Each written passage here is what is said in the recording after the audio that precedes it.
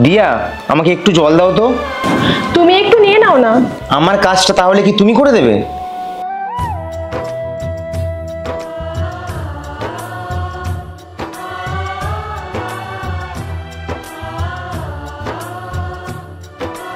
Hello Pinki, তুই বলছিলিস না যে তোদের অফিসে ভ্যাকান্সি আছে, একবার আমার জন্য জিজ্ঞেস করে দেখ না রে। সত্যি করে বল তো কি হয়েছে, কারণ তুই তো বলতিস যে আমি কোনো জব করতে চাই না।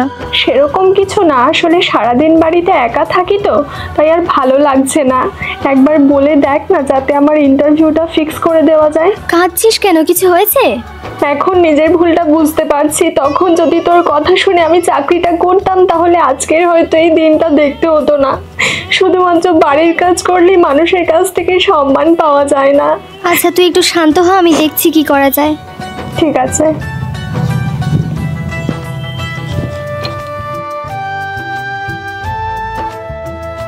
দিয়া, ক্ষমা করে দাও প্লিজ। তাছাড়া আমি তো কখনো বলিনি বলো যে আমার কাজে কষ্ট আছে আর বাড়ির কাজে কোনো পরিশ্রম নেই। তোমার জন্য কেন হতে যাবে?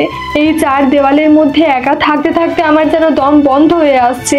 তাছাড়া সেই সময়টা যদি নিজের কাজে লাগাতে পারি, সেটা তো আমার জন্যই ভালো হবে। এই সামান্য একটা বিষয়কে তুমি এত সিরিয়াস নিচ্ছ কেন?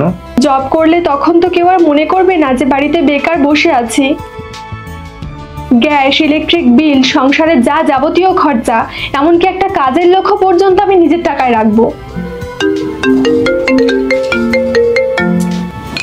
হ্যাঁ বল। শোন না, আমি এখন ফোন করেছিলাম, তা বললো যে সোমবার দিন আয়, কনফার্ম হয়ে যাবে। সোমবার? হ্যাঁ ঠিক আছে, অসুবিধে নেই। তাছাড়া এমনিতেই তো আমি বাড়িতে বেকার বসে থাকি। আচ্ছা একটা কথা বলতো, প্রথমেই স্যালারি কত দেবে? স্যালারি তো ভাই তোকে 10,000 টাকাই দেবে, যেহেতু কোনো এক্সপিরিয়েন্স নেই।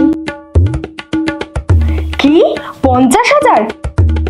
আরে না, থ্যাংক ইউ রে, সত্যি তোর জন্যই আজকে আমার এত বড় উপকারটা হলো রে। আপনি কালা হয়ে গেলি নাকি? 10,000 টাকা? ঠিক আছে ঠিক অত আছে। এখনো আমার ওকে, স্যালারি ওকে, হয়নি, এখন তোর কি রাখি করে তাহলে? হবে? কথাটা শোন।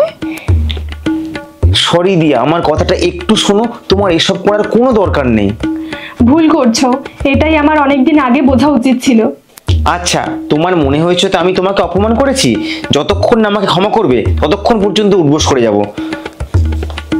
আরে দাঁড়াও। না, থামাবে না। মাত্র 10,000 টাকা? এর মধ্যে তো 8,000 ইলেকট্রিক বিল দিতেই চলে যাবে। তাছাড়া কাজের লোক তো দূরে থাক, সংসার খরচাই ঠিকঠাক করতে পারবো না। এমনিতেই সোজা কথাই তো কাজ হয়ে গেছে, এসবের আর দরকার কি? ঠিক আছে থাক, এবারের মতোই তোমাকে ক্ষমা করে দিলাম। এই জন্য তোমাকে এত ভালোবাসি। Thanks for understanding.